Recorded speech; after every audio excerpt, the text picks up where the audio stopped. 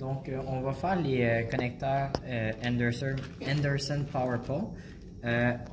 Pour les connecteurs, on a besoin du connecteur négatif et du connecteur positif, ainsi que 2 pièces pour crimper les fils. Donc, ça se retrouve dans des sachets comme ceci. Et vous aurez besoin de la pince pour crimper ces pièces-ci. Donc, la première étape, c'est de dégainer les fils, comme ceci, comme cela. Donc, on met les fils, on vérifie si c'est la bonne distance, et si c'est la bonne distance, on le laisse sur le fil. On prend la pièce, on la met dans le 45, ici vers le bas, 45, comme ceci. Hop. On serre un coup, puis on met le fil. On va torsader le fil avant. On insère le fil et on crimpe. On s'assure que c'est correct. Et si c'est correct, on vient le mettre dans le 30. On l'insère bien au fond. Crimpe. Pas besoin d'aller jusqu'au 15. Le connecteur est assez serré. On teste voir avec une force raisonnable.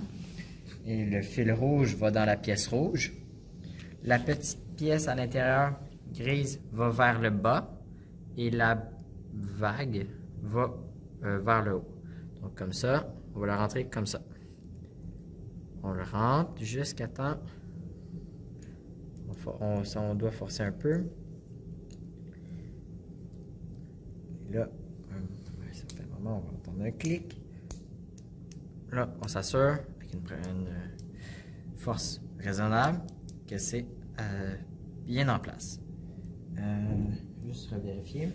Le modèle sera fait pour pouvoir s'y référer. Mais le connecteur positif va être à gauche et le connecteur négatif à droite.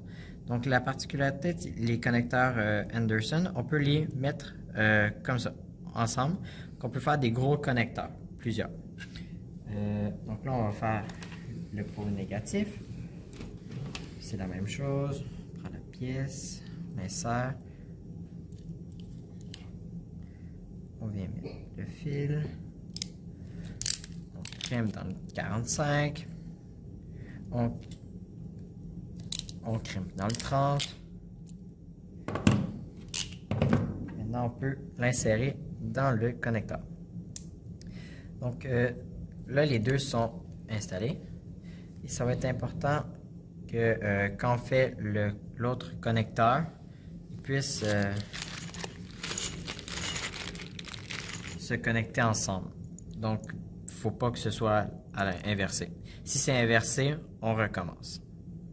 C'est tout.